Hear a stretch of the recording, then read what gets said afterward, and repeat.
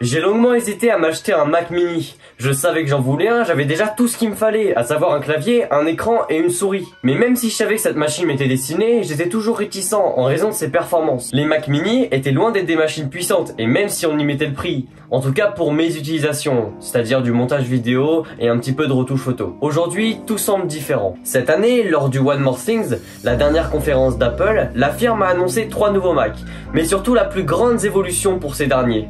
La puce M1. Laissez-moi vous rappeler ceci. En juin 2005, Steve Jobs annonça la transition des microprocesseurs PowerPC vers ceux d'Intel. Il ajouta même qu'ils seront malheureusement moins puissants. Et aujourd'hui, Apple décide d'intégrer leur propre processeur avec la même architecture que celle des iPhones. C'est un pari innovant pour la marque mais risqué, en sachant qu'aucune application ne serait optimisée pour lors de la sortie. Alors, est-ce que ce pari est-il réussi? C'est ce qu'on va voir ensemble.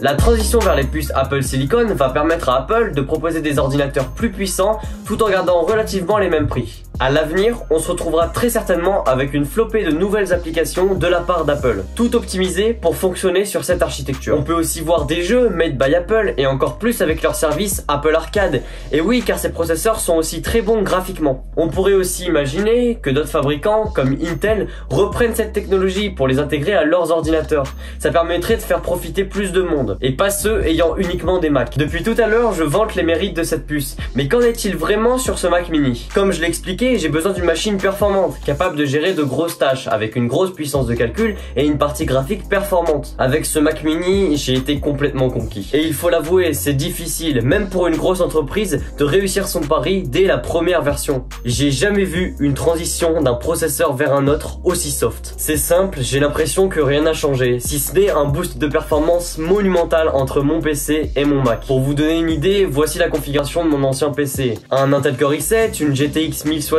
16 Go de RAM, mais là ça n'a rien à voir, et pour un prix bien plus faible que mon ancien PC. Prenons un exemple, Adobe Premiere Pro, qui est un logiciel que j'ai toujours utilisé pour monter mes vidéos. Il fonctionne parfaitement, sachant qu'il ne tourne pas nativement sur mon Mac. Il n'a pas été développé par Apple, mais on va en reparler plus tard dans la vidéo pour mieux comprendre. Je peux aussi vous dire que j'ai monté mes 4 dernières vidéos sur ce Mac mini, une machine de seulement 20 cm sur 20 cm, avec un logiciel absolument pas optimisé pour. C'est juste incroyable, mais s'il n'y avait que ça, je n'ai jamais entendu le ventilateur tourner, même en plein export, qui est pourtant une tâche très complexe. D'ailleurs, les ventilateurs n'ont beau ne pas tourner, le Mac mini reste froid, littéralement. Ce Mac, je le possède en version entrée de gamme, à savoir 256 Go de SSD et 8 Go de RAM. Et honnêtement, si vous deviez prendre cet outil, je vous conseille vraiment la version 512 Go. 256 Go, c'est trop faible pour faire du montage vidéo et déposer vos lourds fichiers, et pour avoir un certain confort. On arrive vite à saturation du disque. On peut aussi reprocher à Apple de ne pas avoir mis plus de 16 Go de RAM,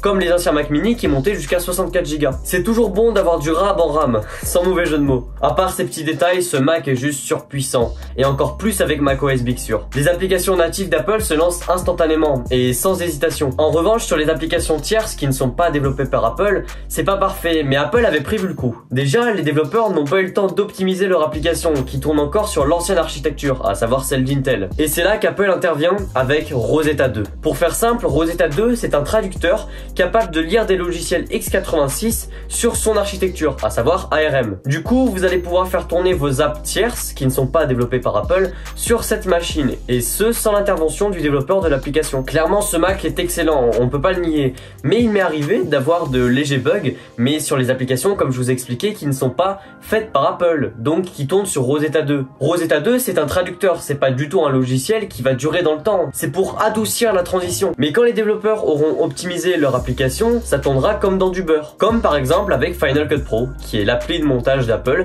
qui tourne juste parfaitement. Si vous êtes un professionnel et que vous avez besoin de tous vos logiciels tout de suite, je vous conseille d'attendre un peu que les développeurs optimisent leur application. Vous risquez de voir des bugs comme moi que vous n'avez pas du tout envie de voir. Même s'ils sont très légers, c'est des petits bugs de 2-3 secondes, c'est rien du tout. Mais pour un professionnel, attendez. Je tiens quand même à préciser que même sur Rosetta 2, les logiciels tournent 100 fois mieux que sur les anciens Mac mini qui avaient un processeur Intel et toutes les applications optimisées pour.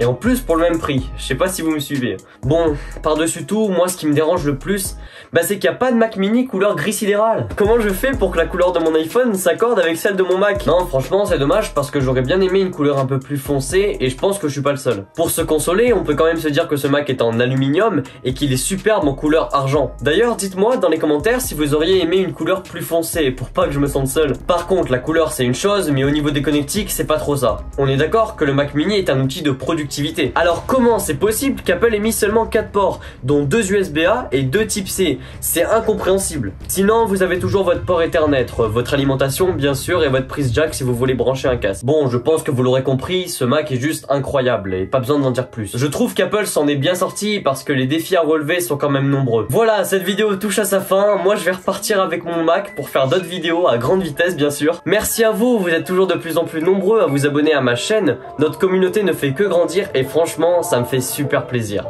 Allez, salut!